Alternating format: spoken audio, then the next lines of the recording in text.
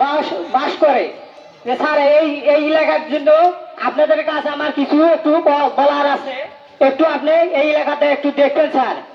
আচ্ছা, 2 নম্বর কথা হচ্ছে কি, আমাদের গাইবান্ধা হচ্ছে কোনো বাংলাদেশ থেকে কোনো গাইবান্ধার মতো দেখায় নাই। এই সরকার থেকে, পরের সরকার থেকে গাইবান্ধা উত্তরবঙ্গে কোনো উন্নত ছিল না, ঠিকই ছিল কামারজালি ইউনিয়নের।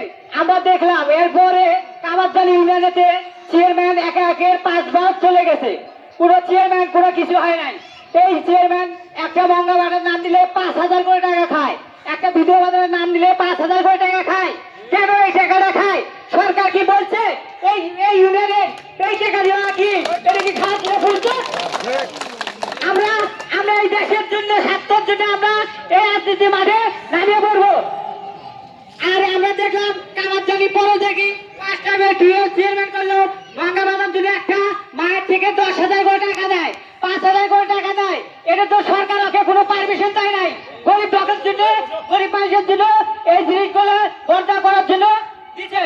এটা তো টাকার জন্য কোনো রাজনীতি করে না। এখানে চেয়ারম্যান আসলে একটা ভোট চাইতে গেলে 5,000 করে টাকা দাও।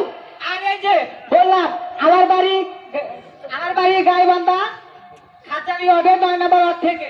আব্দুল কাদের ভাই যদি এই এলাকার প্রতিনিধি বানান, কোনো একটা শুধু চেয়ারম্যান, কোনো একটা নারী, কোনো একটা মা, কোনো একটা ভাই শুধু 5টা টাকা দেয়, যদি 5টা টাকা দেয়, এই সংসদে আমি বললাম তাকে জুতার মালা গলায় দিয়ে ঘুরে বেড়াবো সারা কামারজালি ইউনিয়নেতে। হ্যালো, আর একটা কথা আমি বলে যেতে চাই স্যারের কাছে, আমাদের গাইবান্ধা সদরের এমপি ছিল 2 বার 3 বার, তারা এই এমপি এই আমাদের নদী ভাঙ্গা কোনোদিনই কাজ করেনি।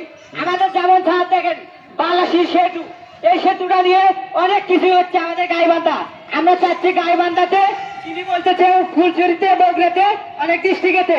আর স্যার এই সেতুটা যদি আমরা গাইবান্ধা মাটির মানুষদের পাই, তাহলে আমাদের জন্য অনেক শিল্প কারখানা, এই গরিব মানুষগুলো ঢাকা শহরে অনেক জায়গায় বারবার প্রতিষ্ঠান জিন্দা হয়। স্যার এটা একটু আপনি স্যার আপনার কাছে আমার মূল্যজয়ী বক্তব্য শেষ করলাম। আসসালামু আলাইকুম রহমতুল্লাহ।